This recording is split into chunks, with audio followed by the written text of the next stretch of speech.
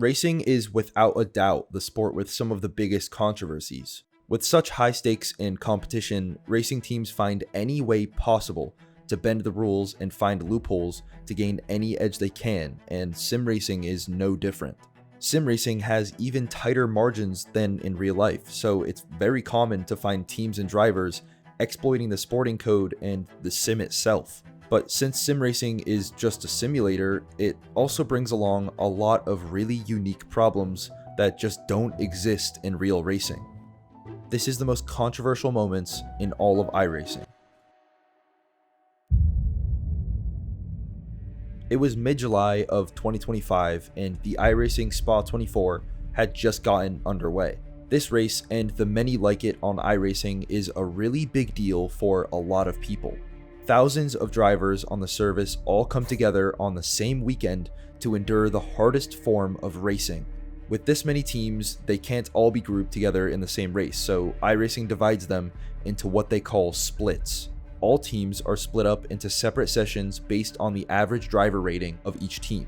With some iRacing endurance events, there can be up to 50 or more of these splits, and normally, first split is by far the most viewed and most popular because this is where all of the fastest drivers are, including the likes of Max Verstappen, Alexander Spetz, and Diogo Pinto, just to name a few. But this race, something was going on all the way down in split 22. A team called 00R0 was competing, and it was comprised of 3 real-life racing drivers. Zach Scowler, a New Zealand driver competing in Euro Cup 3. Ethan Welsh, a karting driver competing in Singapore. And James Swindles, a karting driver competing in the UAE.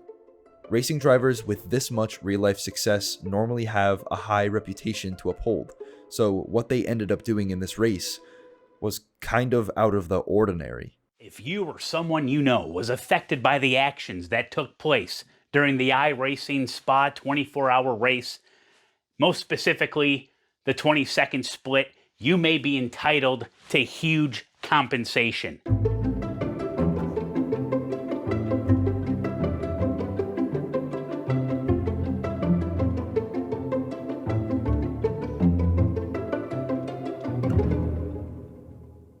After multiple visits to the pit lane to repair their car from mistakes you wouldn't normally think professional drivers would make, 00R0 started letting loose.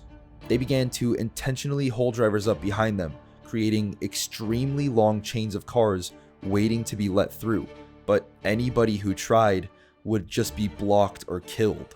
They continued to make interesting mistakes and continued to intentionally ruin other teams' races.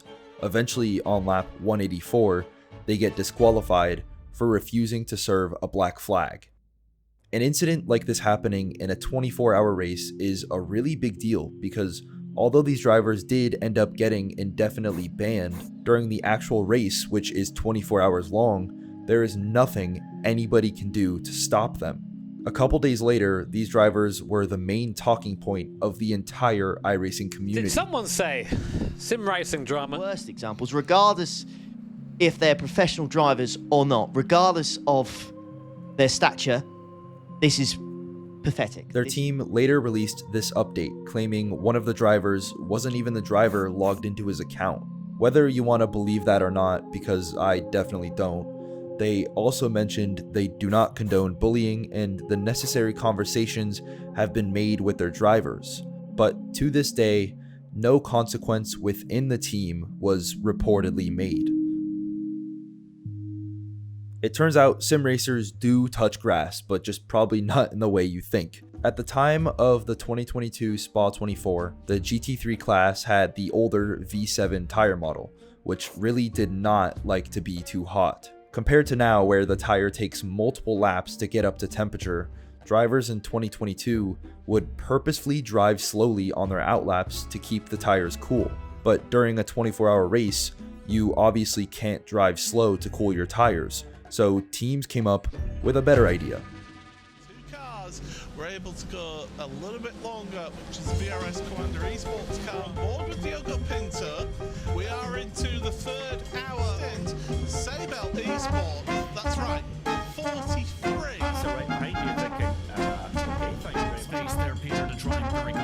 Yeah, they would literally just dip their tires in the grass all the way down the straights for the entire 24 hours. This weird mechanic would keep their tires in a more optimal temperature window, and for anyone that wasn't doing it, they would be losing out on roughly 3/10 per lap. That's around 3 minutes of lost time by the end of the race, which theoretically means if you weren't grass dipping, you would be lapped by the leaders even if you were otherwise running the same lap times. Obviously, this was an unrealistic mechanic, and with iRacing being a simulator, people expected better. But what happens in the Spa 24-hour race is like everybody's been driving in the grass. Well, not everybody, but a lot of the top teams been driving in the grass.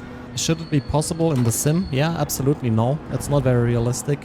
After the race, the iRacing CFO Tony Gardner released this message, saying, "We obviously know about the tire dipping exploit. This is not something that is typically done in the real world, and you shouldn't be able to do it on iRacing. No excuses. We have a number of good ideas to take this exploit completely out of the simulation so it no longer is of concern." Immediately after Spa 24, iRacing implemented this rule. Drivers can only use the racing surfaces and allowed areas of the track for qualifying and racing. People were happy they were doing something about the issue, but it wasn't enough. The tire dipping still existed, and people argued that a simple rule change wouldn't stop pros from doing it. But iRacing basically chose the easy way out and just forbid doing this in their rules. Like in section 8 something, there's a rule that basically it talks exactly about that. You're not allowed to drive in the grass to cool down your tires. And people knew that. I've seen like posts on Discord servers by several pro drivers. Yeah, we'll still do that. It's just a week ban but you gain so much time. Literally people saying that. I'm not gonna call out anyone specific here, but yeah, well. Luckily though, when the next iRacing season rolled around, iRacing added a patch to the V7 GT3 tire model that completely eliminated the issue.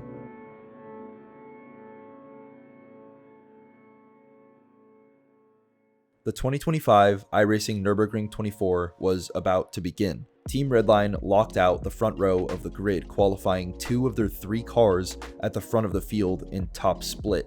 But when the pace car topped the hill near the end of the Dottinger, Team Redline wasn't following behind it. We've seen the pole sitter and in fact a whole raft of cars, both Redline machines, towing to pit lane. I'm pretty sure they've selected wet setups and didn't change back onto the dry tires, and so a whole new front row as we get ready to go. The commentators were confused, and rightfully so. The most successful team in pro iRacing seemed to just throw away their race before it even started, but nobody knew this was all a part of their plan. Normally, GT3 cars have a minimum ride height of 50 millimeters. If you try to tweak a setup to gain any lower than that, your car will fail tech inspection and you won't be allowed on track. At the Nürburgring, the minimum is set to 70 millimeters to account for the aggressive elevation changes and the curbing. But the higher off the ground the car is, the less aero performance it gets from ground effect. Team Redline knew this and wanted to try something sneaky. Yeah, I'm not 100% sure as to how that's going to work for them, but clearly they're will be starting from the pit lane. Maybe they can find that. Having all 3 cars have the same, in air quotes, mistake, I don't buy that. There's something going on there. So after all the teams gridded and started their rolling start procedure, all the Team Redline cars pulled over to the side of the track and reset to the pits. It turns out all 3 of their cars bolted on wet tires for the beginning of a fully dry race. They also put minimum fuel in their cars. This wasn't just a mistake. Putting in minimum fuel makes the car lighter, which makes the suspension decompress and raises your ride height. They figured out if you grid up with minimum fuel and minimum ride height, you can go back to the pits and put in full fuel to compress the suspension below the illegal limit. Not only that, but because of the higher diameter of the wet tires, if you grid up with wets and then pit for dries, that makes your ride height even lower below that illegal limit. They had found an insane exploit in iRacing's tech inspection that has never reportedly been used before. Yes, they would be starting the race around 90 seconds behind everyone else, but with their cars being way lower than allowed, They could easily have made up that time within 24 hours just because of the increased ground effect. At the start of the race, everyone was just confused. Everyone figured it was just a catastrophic mistake, but there was one person who knew a team like Team Redline wouldn't just make a mistake like that. Nim Cross, the chief iRacing steward, joined the lobby and issued a disqualification to all 3 Team Redline cars. He found their actions to breach 2 iRacing sporting codes. Members may not cheat or otherwise engage in conduct deemed by iRacing to be in conflict with the spirit or sporting code, and drivers may not use nefarious tactics to gain any advantage in qualifying or racing. iRacing will determine what constitutes an advantage. Although what Team Redline did was unfair to all the other teams racing against them, you have to give it to them for trying literally everything they can to be the best, even when they're already starting at the front of the field. We're 16 hours into the 2025 Daytona 24, and at this point it had already beaten previous viewing records for any iRacing special event, most likely because Max Verstappen was driving for the Team Redline GTP car. The race started dry, but as night fell, so did the rain, forcing all of the teams to switch to wets and play the long game of surviving the night. But even though this is a race full of pros, iRacing rain shows no mercy. As the last of them, so we get a replay on Williams Esports Academy nearly taking out one of our other cars. Is that actually the 069 right there? That is actually the 069 right there. It's the West Horseshoe this time. The 199 really struggling, and it's still.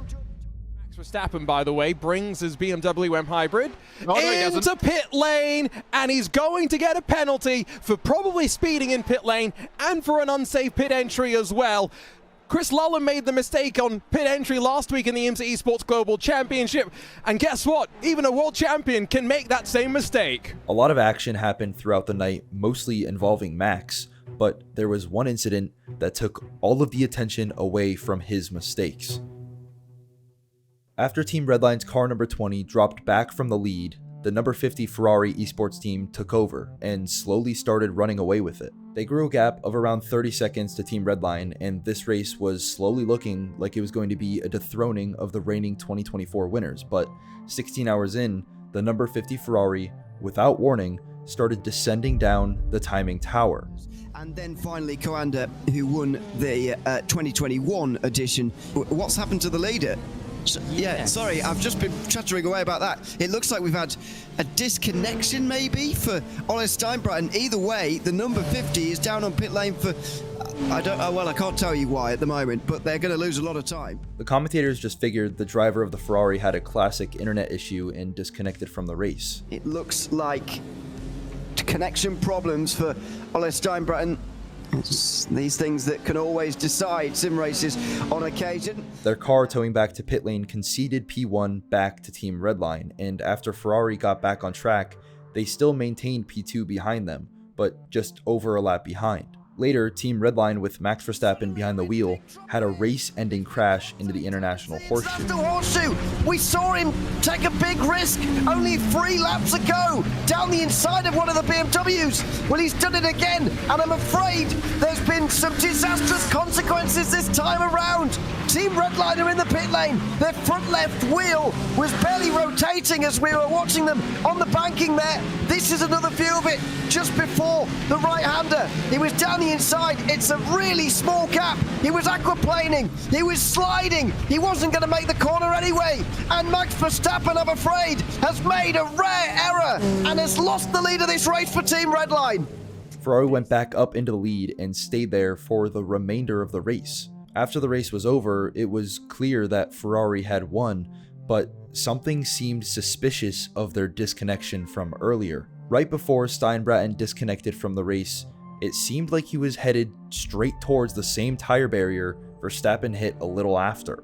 People started getting suspicious that Steinbretten disconnected on purpose to avoid damaging his car if he were to hit that wall. This trick of Alt F4ing before damaging the car avoids minutes of lost time from repairs in the pit lane, so if it was purposeful, Ferrari would technically be in violation of the iRacing sporting code. It's reported that some of the teams in the race protested Ferrari's actions, and sure enough, around 24 hours after the checkered flag, the number 50 Ferrari was disqualified from the race, handing over first place to Grid and Go Esports.